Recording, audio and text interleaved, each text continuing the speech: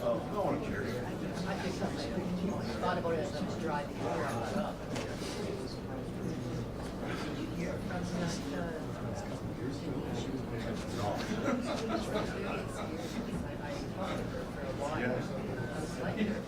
Well, yeah, I'll reach out to her again. did I get either emails? No, I didn't. No, I gave her yours. Okay, maybe some hurts. Okay. I've had a few people send me this good next time. How's Jimbo? Oh, she doesn't do that. Spot. It's her first year. I don't have the schedule.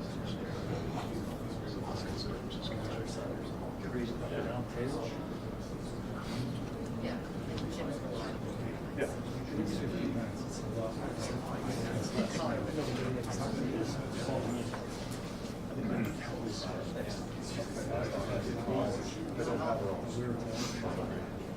I'll send you hers.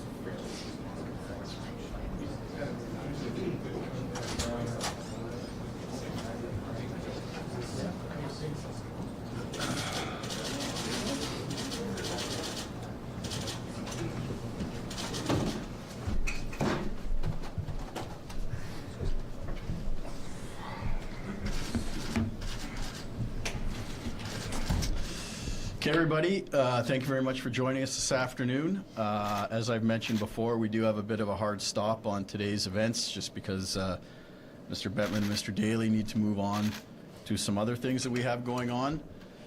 So I'd like to welcome NHL Commissioner Gary Bettman and Deputy Commissioner Bill Daly. And without further ado, we'll get towards questions. Whoever has their hand will ask one. And then if we get through all of them, there'll be a second one. But please just keep your questions to one at a time for now. Go ahead. Identify yourself, please, so they know who's asking the question. Sean Reynolds with Sportsnet. I was wondering, from your perspective or what you've gleaned from this is a fan base that packed this building for 9 straight years. What's your understanding of what's changed and why people are staying away? I'm glad you asked that question because I think there was a lot of speculation as to why I was here today and even what I'm thinking in anticipation of being here today. This is a place, Winnipeg, where hockey matters. I believe that this is a strong NHL market. I believe that ownership has made extraordinary commitments to the Jets, to this arena, to the downtown area, involving hundreds of millions of dollars. And I'm not sure why people are now speculating that somehow they're not going to be here.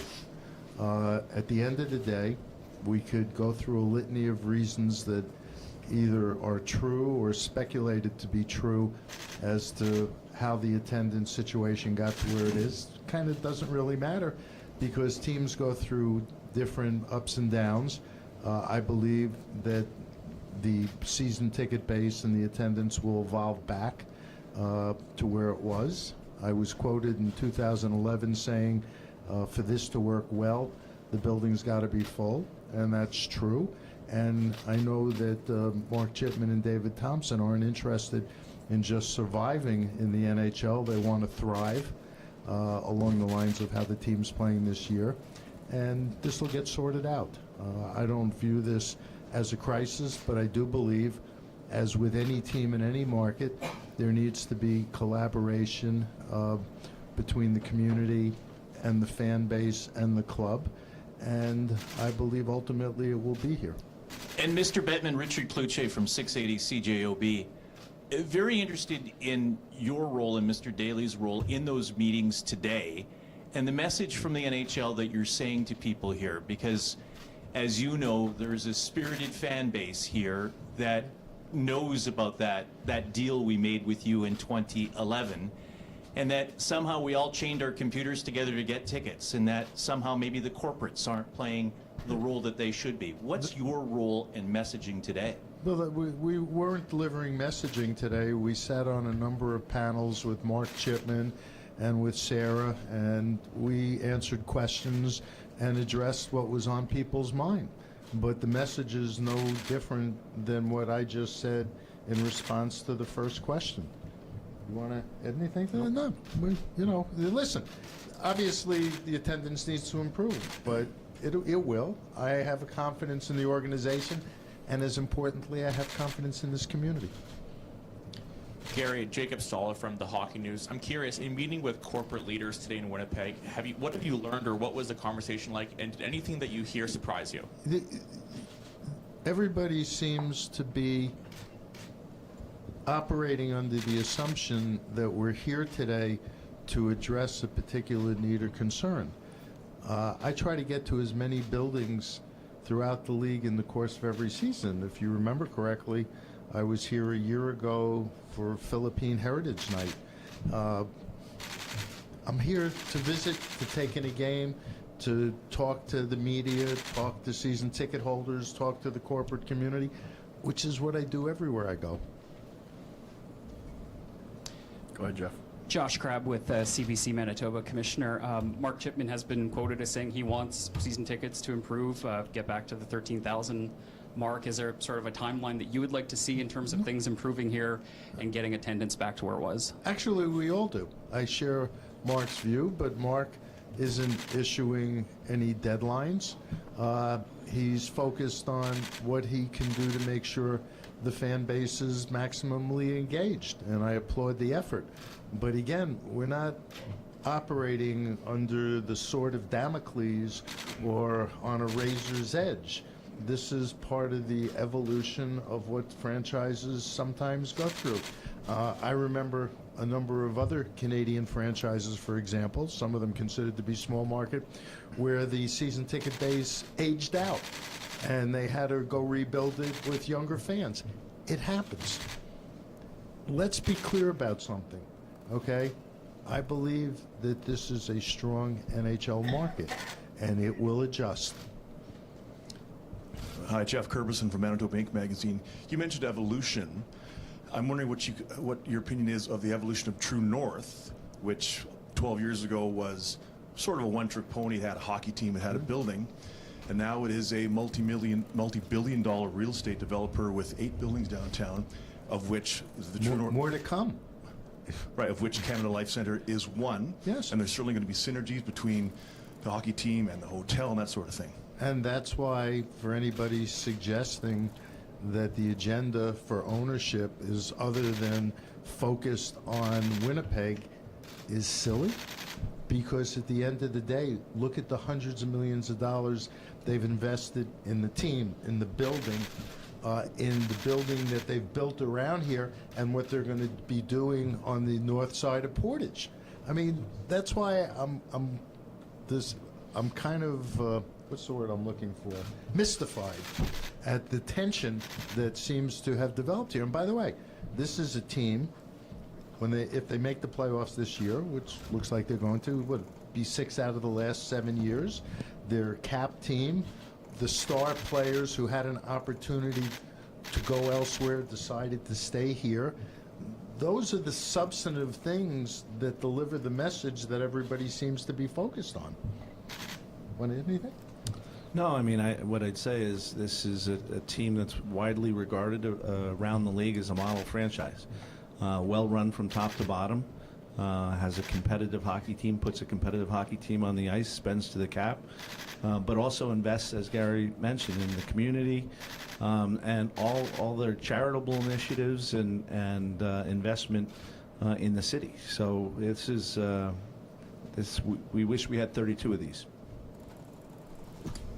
Hi, Melissa Ridgen from Global News. I just had a question. This is actually for both of you.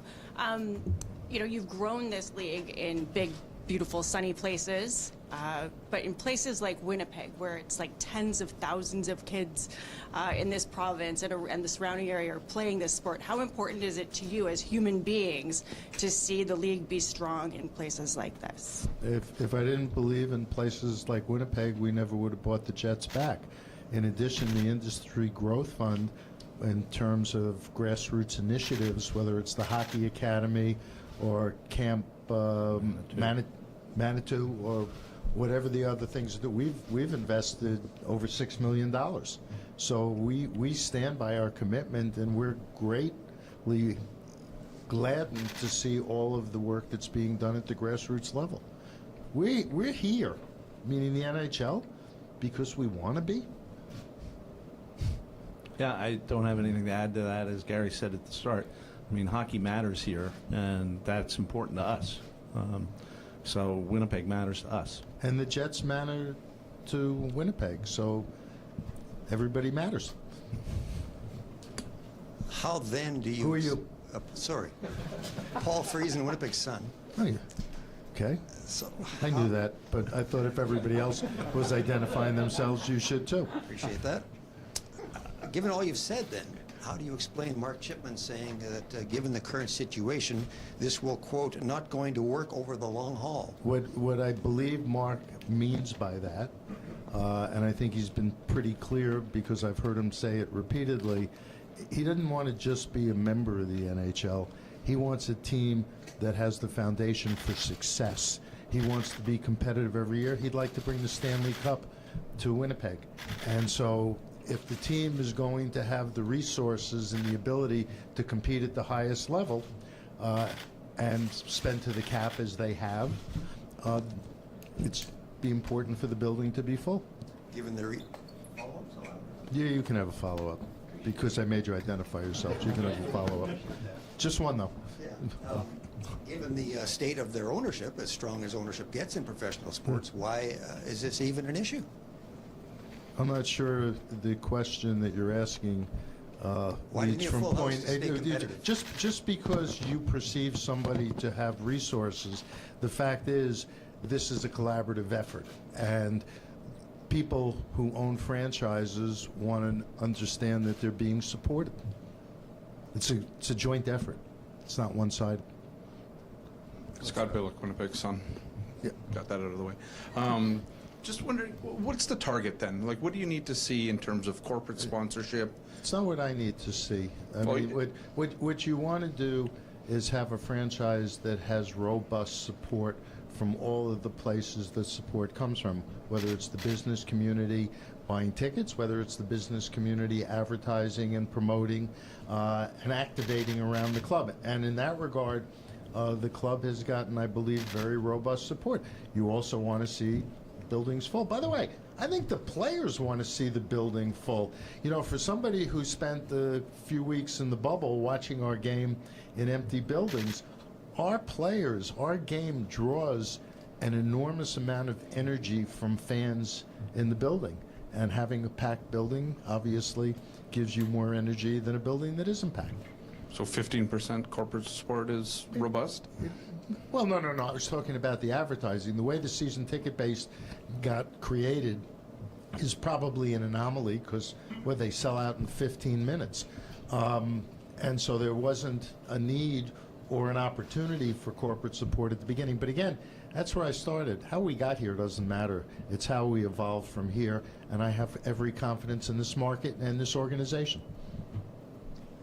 Judy Owen, Canadian Press. When Mark talks about not having a large corporate season ticket base, what did the business leaders you talked to today say about why some of the reasons are for that? Well, they didn't ultimately have the opportunity. If you remember how this started in 2011, we announced on May 31st, May 31st, that the team was coming, and a day or so later, it was go to your computers and sign up, and individuals did that in a way that kind of precluded at the time corporate purchasing, and if they had it to do over, maybe they would have held back 4,000 or 5,000 tickets and sold them as part of corporate packages. They didn't, but that's history. So we are where we are, and we move forward. But You want a follow-up, huh? Just because I gave him one. No, go ahead.